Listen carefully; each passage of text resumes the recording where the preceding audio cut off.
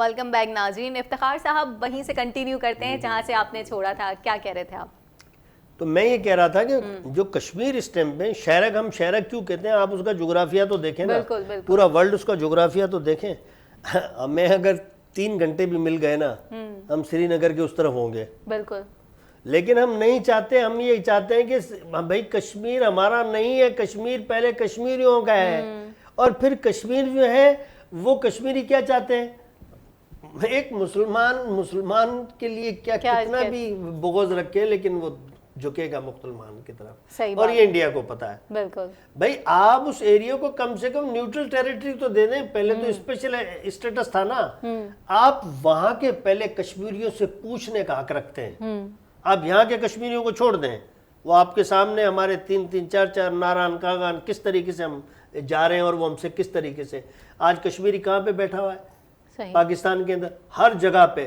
یعنی وہ ہمارے ساتھ فرق نہیں سمجھتا، وہ کہتا ہے کہ آئی ایم پاکستانی. تو آپ اپنے کشمیر سے کم یہ پوچھ لیں کہ بھئی آپ کیوں اتنا شور شرابہ کر رہے ہو؟ کیا آپ ہمارے ساتھ رہنا چاہتے ہو یا نہیں رہنا چاہتے ہو؟ کلیئر ہو جائے گا. کیونکہ ورلڈ جب پوری دنیا اس بات پہ متفق ہے کہ no dictatorship, no suppression, no imposition of your will, ٹھیک ہے نا.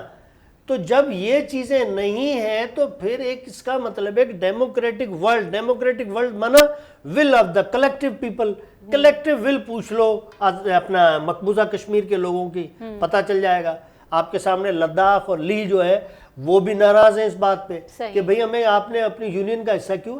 کیونکہ نیچرلی طور پہ کشمیر آج سے نہیں صدیوں سے اللہ تعالیٰ نے پوری زمین کو تخلیق کرتے ہوئے اس سے جنت نظیر بنایا. تو وہ کسی کے غلام بن کر کیوں رہیں گے؟ ہم نے بھی تو آج آزاد کشمیر پہ کیا ہم ادھر سی ایم نہیں لگا سکتے ہیں کیا؟ لیکن آج بھی آزاد کشمیر کو ہم وزیر اعظم کہتے ہیں، ان کے پریزیڈنٹ کو پریزیڈنٹ کی حیثیت سے. لیکن تعلقات ایسے جیسے جسٹ لائک کینیڈا امریکہ کا. کینیڈا امریکہ کی جو بارڈر ہے وہ 6,500 کلومیٹر ہے، لیکن ان کا کوئی ٹینشن انہیں نہیں ہے. تو بنیادی چیز یہ کہ آپ کے تعلقات پہ بیس کرتا ہے. آپ اپنے پہلے ملک کو بہتر کریں، وہاں پر آپ ان کے غریب لوگوں کے جو بربادی کی طرف آپ مانتے ہیں اقتصادی طور پہ 7% گروتھ پہ جا رہا ہے انڈیا، ٹھیک ہے نا. دوسرے نمبر پہ بنگلہ دیش سے انڈیا اس ٹائم پہ پہنچ رہا ہے. ہم تھوڑا پیچھے رہ گئے اس جنگ میں. لوگ کہتے ہیں کہ جی ہم اپنی پالیسی میں نہیں. بھائی ہماری جغرافیکل جیو اسٹریٹجک پوزیشن ایسی ہے کہ ہم جو ہے وہ مجبور ہیں کہ ہمارے اقتصادی حالات جب بہتر ہونے لگتے ہیں پھر ہمیں کوئی نہ کوئی تنگ کرنا شروع کر دیتا ہے. تو ہمیں یقین ہے، میں نے کہا نا کہ we are going towards a decisive moment to resolve the Kashmir.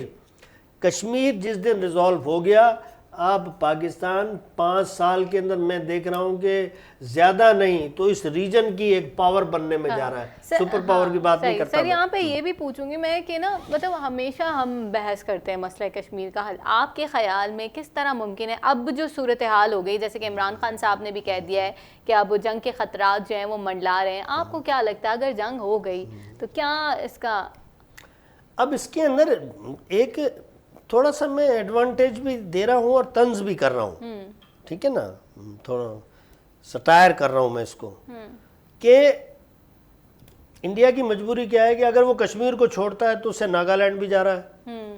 یعنی جو بھی اس کے ایسٹ نارتھ کی ریاستیں آسام کے گرد اور بنگال کے اوپر کی سائڈ پہ، اترانچل پردیش سے لے کے ناگالینڈ سے لے کے 3 4 اور ریاستیں، یہ ساری باقاعدہ طور پر انڈیا سے آزادی مانگ رہی ہیں. اچھا. یہ تقریباً 9 ریاستیں بنتی ہیں، میزوری اور اپنا ناگالینڈ، آسام، سکم، ٹھیک ہے نا.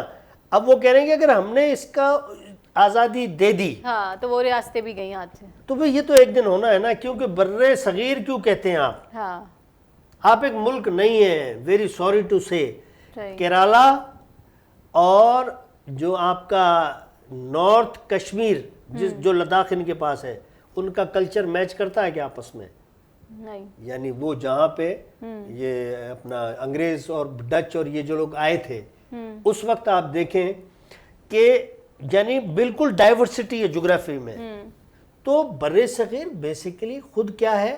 ایک کئی قوموں کا رہنے کی جگہ ہے. منا ایک اس کو اس طرح سے کہہ لیں آپ کہ یہ 8واں بر اعظم ہے. اچھا جی ہاں, 130 آبادی اگر بنگلہ دیش کی اور انڈیا کی اور سری لنکا کی ملائیں تو یہ آبادی آپ کو پتہ ہے کتنی ہوتی ہے, چائنا سے بھی بڑھ جاتی ہے. اچھا, تو یہ ایک طرح کی مارکیٹ بن گئی ہے. اس لیے لوگ کیا چاہتے ہیں کہ انڈیا کی بات ماننی جائے, لیکن ہمیشہ نہیں مانی جائے گی. تاریخ اپنے دھارے خود چینج, جیسے دریا ہے نا اپنی شکل چینج کرتا ہے, جب زیادہ پانی بڑھ جاتا ہے نا تو نئی شکل بنا لیتا ہے. تو ایسے تاریخ اپنا دھارا خود چینج کرتی ہے. وقت آ گیا ہے کہ اب انڈیا خود محسوس کرے گا کہ یہ سارے پورے انڈیا کو اکھنڈ بھارت کے طور پہ رکھنا بہت مشکل ہے. پاکستان سے لڑنے کی تو بات دور کی بات ہے, آپ اپنے آپ کو اکٹھا نہیں رکھ سکتے. جی ہاں, اور پاکستان کی جانب آنکھ اٹھا کے بھی نہیں دیکھ سکتے. انشاءاللہ تعالی پوری ہم نے آزادی کس لیے لے دیں گے نا. قائد اعظم محبوبہ مفتی آزاد کشمیر کی, اس وقت انہوں نے غلطی کی 1948 میں اگر ہمارے ساتھ ہوتے ان کے والد, ٹھیک ہے. اس کے بعد کے اندر فاروق عبداللہ کے والد شیخ عبداللہ, اس وقت اگر ہماری یہ بات مان لیتے ہیں تو آج کشمیر میرے خیال ہے یہ علاقہ پوری دنیا کا سب سے بہترین پر کیپٹا انکم والا علاقہ ہوتا ہے. لیکن آپ نے نہیں مانے.